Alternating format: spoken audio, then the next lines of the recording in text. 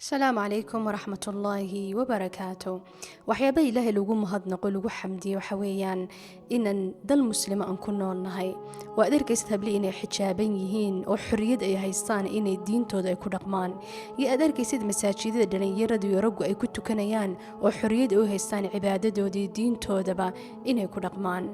markaan xasuusano ama niyaddeena ku soo dhacdo dhibaatooyinka iyo mushkiladaha haysata dalalka islaamka waxa ku soo dhacay niyaddeena marka koobaad dagaalkan iyo gantaanaha lala dhacayo reer Gaza ee ay dhimanayaan sida xawliga ah waxaan niyadda ku soo dhacay dagaalada ka jirta Suudaan iyo Yemen oo la isku diro isdilayaan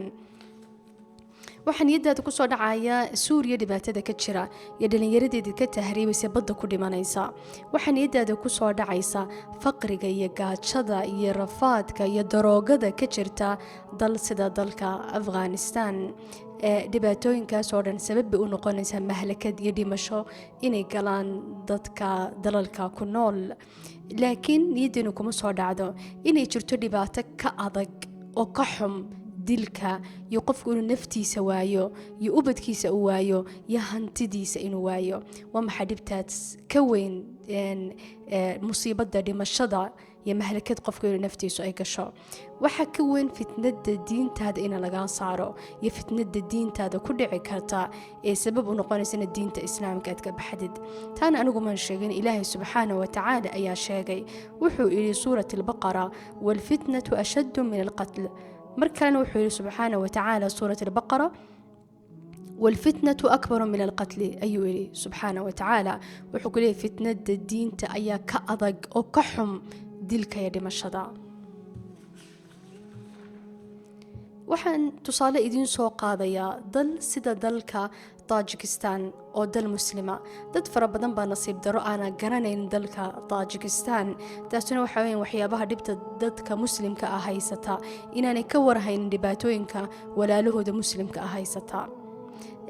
dalka Tajikistan waxa ku socda oo haysta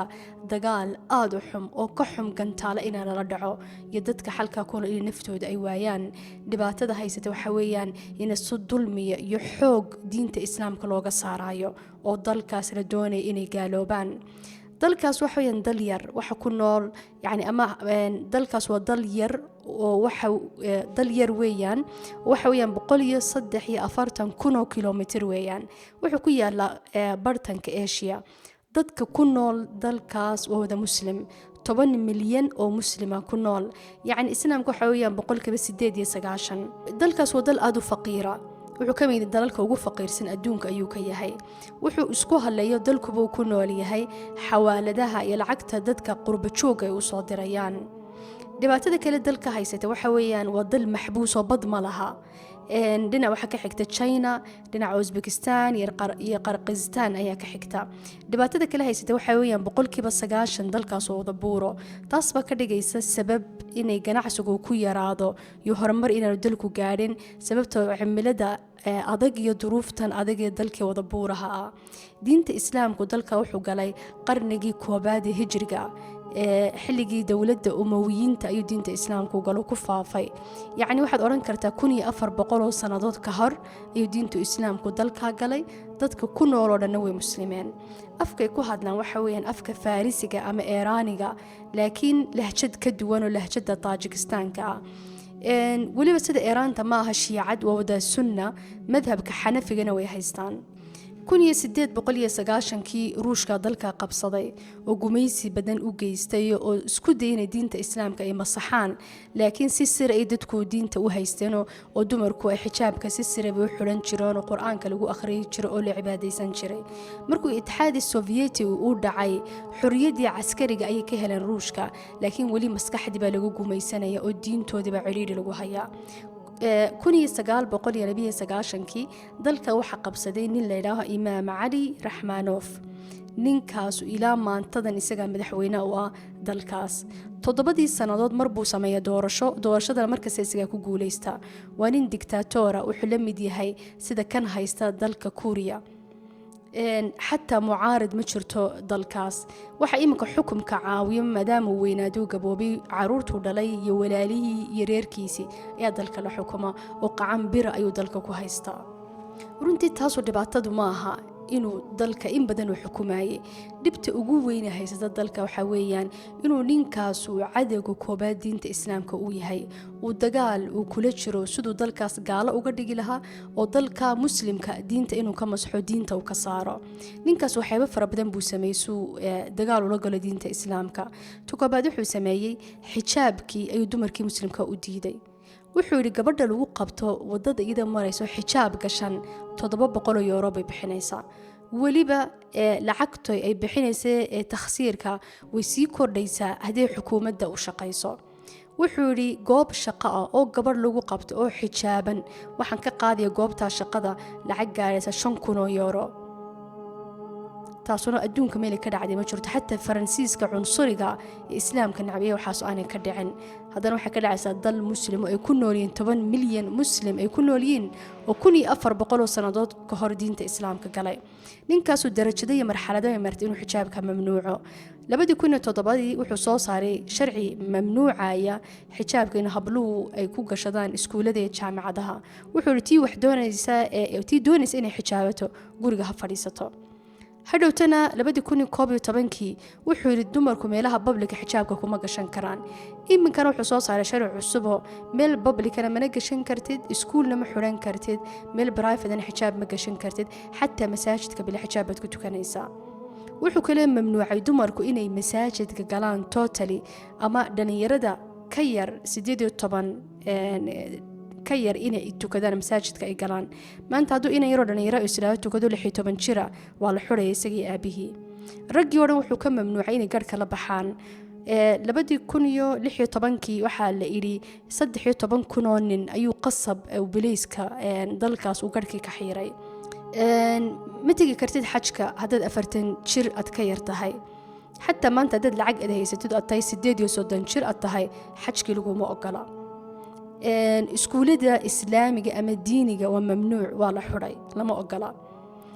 hadduu maanta nin uu yidhaaho inankaygan doona diinta islaamka uu barto oo dal dibadda u dhoofiyo, maalintuu airportka ka soo galo isagii inankaasii aabihii baa la xuraya. kutubtii islaamiga ama diiniga oo dhan waa la mamnuuco, lama ogola dalkayna soo gasho.